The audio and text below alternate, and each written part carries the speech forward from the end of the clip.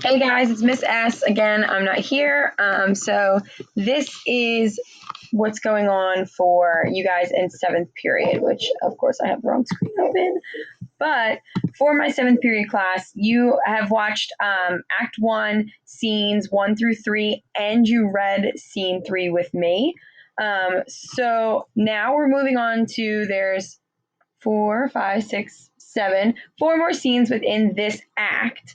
And so we're going to look at scenes 4 and 5 today, but we're going to look at them through the comic book. So you can do this on your own if you prefer and you think you can understand well enough what's going on in a comic book because of the visuals versus like the text. But if you think you need that extra support, you can read along with me, and then you'll be able to answer this question that you see here Thursday. You have a discussion question that you have to answer for today. That discussion question is, what does Lady Macbeth mean by unsex me now, and why does she ask? So we're going to see for the first time Lady Macbeth, who is Macbeth's wife. And she's going to go into a soliloquy. If you remember, we have these monologues, which is where there's one person talking. And then sometimes we have soliloquies where one person talking is talking alone, and they're revealing things, important things about themselves or about other characters. And in this case, it's going to be Lady Macbeth. So if you go to Google Classroom, you want to make sure you open up the comic book version, not the parallel text today. And you open it up. The first thing you will be brought to is scene 4 right away. So this little square right underneath is telling us where we are in the scene. We are at the king's palace at Forres. The rebellion has already been dealt with, that battle that you saw, and now King Duncan waits for Macbeth and Banquo. So we can tell just from looking at the comics, right, this is our king because he's wearing a crown, just like we can in the movies. And this is going to be in Shakespearean English as well. Is execution done on Cawdor? Are not those in commission yet returned? So has the execution for the Thane of Cawdor, who was the traitor, is it not over? Have the people not returned yet? And then he's got someone who is below him and works for him. My liege, they are not yet come back, but I've spoke with one that saw him die, who did report that very frankly he confessed his treasons, implored your highness pardon, and set forth a deep repentance. So the Thane of Cawdor, before he died, admitted to all of this and said he was very sorry. Nothing in his life became him like the leaving it. He died as one that had been studied in his death to throw away the dearest thing he owed as for a careless trifle. He didn't even care that he was being executed. He was like, whatever, yeah, I did those things. There's no art to find the mind's construction in the face. So there is no art when it comes to figuring out what is in someone's mind, the constructs of their mind, to see it in their face. Even though someone might show you one thing on the outside with their face, they may look very happy. Inside, they may be very sad. And while this wasn't the case necessarily with the Thane of Cawdor, instead, he was a traitor. So he looked like someone who respected and worked for their king, but in his mind's construct, in his mind, he really didn't care for his king. And this is going to be a huge theme that you see throughout Macbeth: appearances versus reality. And King Duncan, our king right here, is very guilty of believing appearances over the reality of things. He was a gentleman on whom I built an absolute trust. He trusted the Thane of Cawdor, and he betrayed him. O worthiest cousin, the sin of my ingratitude even now was heavy on me. Thou art so far before, that swiftest wing of recompense is slow to overtake thee. Would thou hast less deserved, that the proportion both of thanks and payment might have been mine? Only I have left to say, more is thy due than more than all can pay. I owe you more than I can pay you, as Macbeth and Banquo enter in. The service and the loyalty I owe in doing it pays itself. Your highness part is to receive our duties. My job, because I work underneath you, is to pay you my duties. Like I'm supposed to work for you. Don't worry about paying me. And our duties are to your throne and state, children and servants, which do but what they should, by doing everything safe toward your love and honor. Basically, I love you, I honor you. Everything I do is in your, with you in mind, and your future children in mind, your kingdom in mind. Now, this is Macbeth talking, and we know the prophecy that the witches have given Macbeth about what his future holds, right? So keep that in mind when we think about someone like King Duncan, who has a hard time distinguishing appearance versus the reality of things. Welcome hither. I have begun to plant thee, and will labor to make thee full of growing. So I am planting you like a seed, so that I can get you to grow and blossom into a beautiful flower. I'm planting you into these thanes of Cawdor and thanes of Glamis, so that one day you might become a beautiful flower or a higher honor. Which little does he know what the witches have said about that. Noble Banquo, that has no less deserved, nor must be known no less to have done so. Let me enfold thee and hold thee to my heart. So Banquo, I appreciate you too. There, if I grow, the harvest is your own. My plenteous joys, wanton in fullness, seek to hide themselves in drops of sorrow. Sons, kingsmen, thanes, and you whose places are the nearest, know we will establish our state upon our eldest, Malcolm. I will give my kingship to Malcolm, whom we name hereafter the Prince of Cumberland, which honor must not, unaccompanied, invest him only, but signs of nobleness, like stars, shall shine on all deservers. So I'm naming my heir to the throne. It is my son, Malcolm. He will become the king one day, although we know that contradicts the witch's prophecy. From hence the inner Inverness, and bind us further to you. The rest is labor, which is now used for you. I'll be myself the harbinger, and make joyful the hearings of my wife with your approach. So humbly take my leave, my worthy Cawdor. So we see the king talking to Macbeth, and Macbeth is saying, we will see you at my castle, right? So the King Duncan is going to be visiting Macbeth and Lady Macbeth shortly. The Prince of Cumberland, that is a step on which I must fall down, or else overleap, for in my way it lies. Stars, hide your fires. Let not light see my black and deep desires. The eye wink at the hand, yet let that be, which thy eye fears when it is done to see. So here's Macbeth leaving after finding out that King Duncan has said his son will be the heir to the throne. And Macbeth is like, what the heck? The witches told me like I would become Thane of Cawdor. I have. Then they said I am going to become king, but that's not possible if he just named Malcolm as the heir.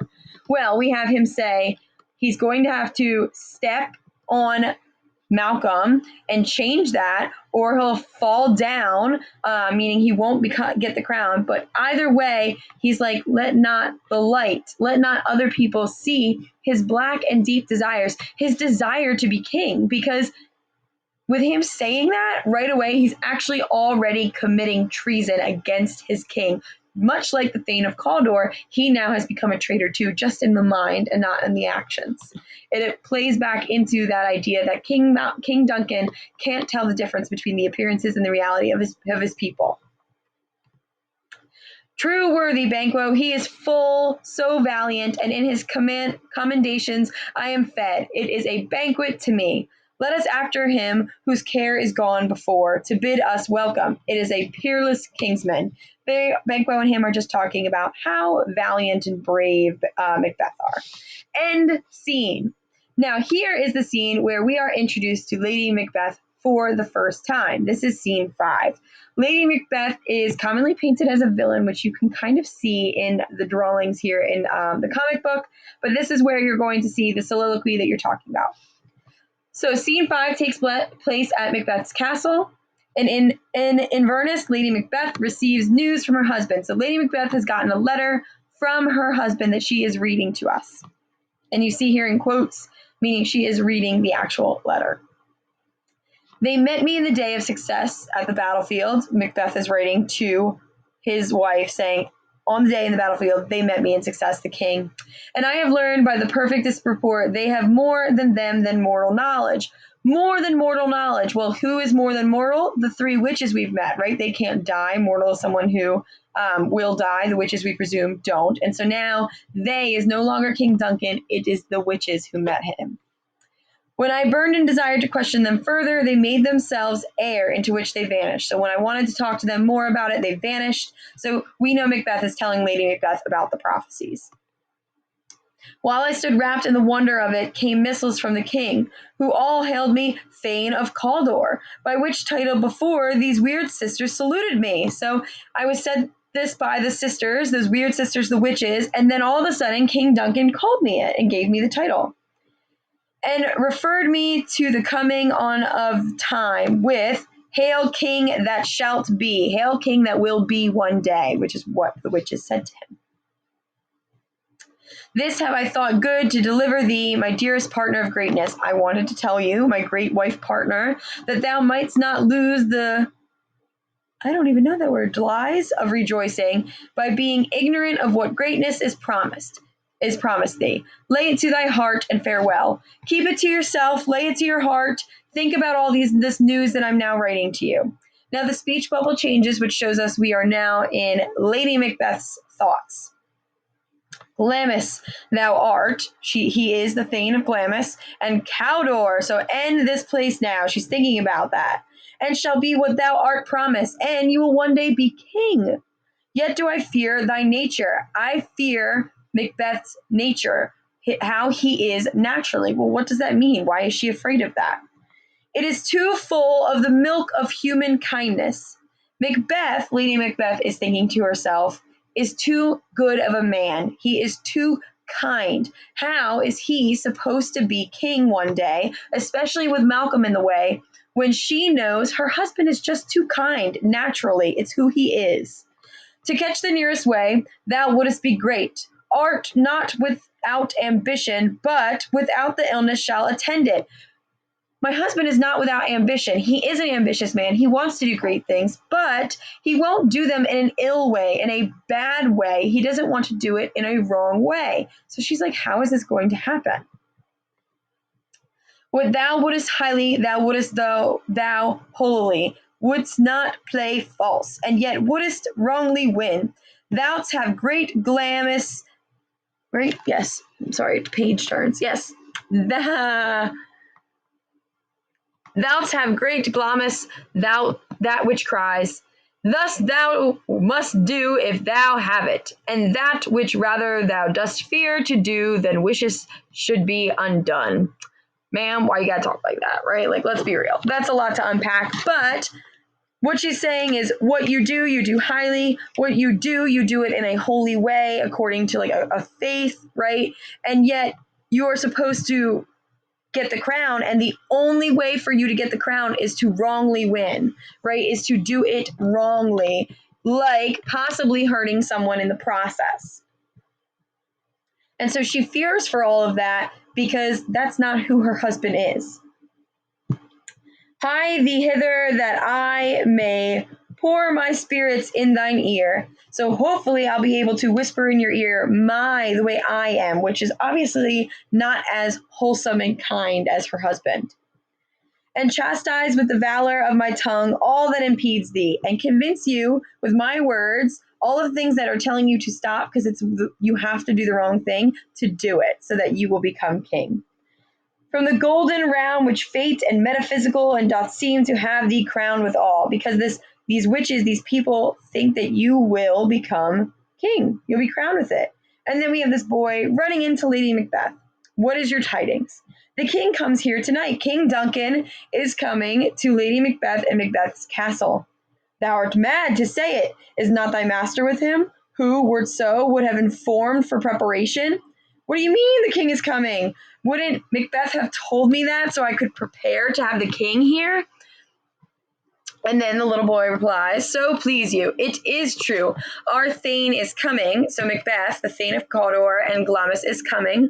One of my fellows had the speed of him, who almost dead for breath, had scarcely more than would make lip his message. They sent me because they wanted you to get the news faster, and they were getting here as fast as they could, but they just couldn't get here fast enough. Give him tending. He brings great news. So Lady Macbeth says it's great news that King Duncan is coming to their castle after just getting this letter about all these prophecies that her husband is experiencing. And then she goes back to her soliloquy, talking to herself. The raven himself is hoarse that croaks the fatal entrance of Duncan under my battlements. Bold words. Always pay attention to the bold words in the comic. Fatal. What does fatal mean? Fatal means someone's probably not going to make it. Someone's going to die. And she's talking about Duncan here.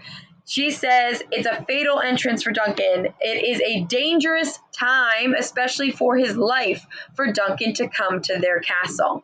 Come, you spirits that tend on mortal thoughts, unsex me here, and fill me from the crown to the toe, top full of direst cruelty. So here is the part of our discussion question.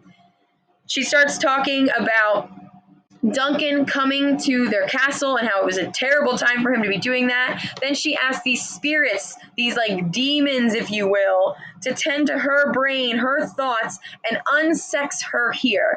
Well, break that apart. What does it mean to be unsexed? Well, what is her sex? She's a female, right? And if she wants to be unsexed, she's kind of like, take away my femaleness, my womanhood. Take that away from me. Let me become more like a male, or even more like someone who doesn't have a gender, not a female, not a male, more like these spirits, these demons, so that they can fill me from crown to toe, so fill me from head to toe with direst cruelty, to fill me with the cruelness that it's going to take to get my husband to become king. Fill me with badness, pretty much. Make thick my blood. So make my blood thick so that these things, these bad things that I might have to do won't upset me, won't hurt me. Stop up the access and passage to remorse. Block in my blood the ability to feel remorse, to feel bad for the things that I may have to do. Stop me from feeling that. That no compunctious visitings of nature shake my felt purpose, nor keep peace between the effect and it, so that nothing natural about feeling bad, like the things her husband experiences and how he's kind, will stop her. She doesn't want to feel any of that. She wants to be filled by these like demons and spirits with all their cruelty and all their power. She wants to be unsexed. She doesn't want to be like a woman. She doesn't really want to be like a man either. She wants to be like one of these bad demon people. Come to my woman's breasts and take my milk for gall, you murdering ministers. Whenever in your sightless substances you wait on nature's mischief, come, thick night, and pall thee in the dunnest smoke of hell, that my keen knife see not the wound it makes, nor heaven peep through the blanket of the dark to cry, hold, hold. So we have in the background all these demons that she's calling for in the prior section, right? And she's like saying, come to me, take my milk of being a woman, right? And I want you instead to fill me with the substances you wait on nature's mischief. Fill me with these terrible substances like these demons. Again, she's repeating all of this. Come thick night, come nighttime, which we assume is all these bad things, and pall thee in the dunnest smoke of hell, that my keen knife see not the wound it makes. Fill it with all this darkness and all this smoke so that I don't see when I stab, right? Or when I have a knife to do something bad, that I won't see what it does and I just do it. I don't think twice. Nor heaven peep through the blanket of the dark, nor let heaven and God look through my mind or all of the darkness that the demons are filling around me and tell me, hold, or wait, you're doing something terrible. We have learned a lot in two scenes about Lady Macbeth, about what's about to happen at this castle. So make sure you answer your discussion question and tell me, what does Lady Macbeth mean when she says, unsex me now, and why? Why does she want this to happen? What does she believe her husband cannot do? All right, guys, I'll see you next week.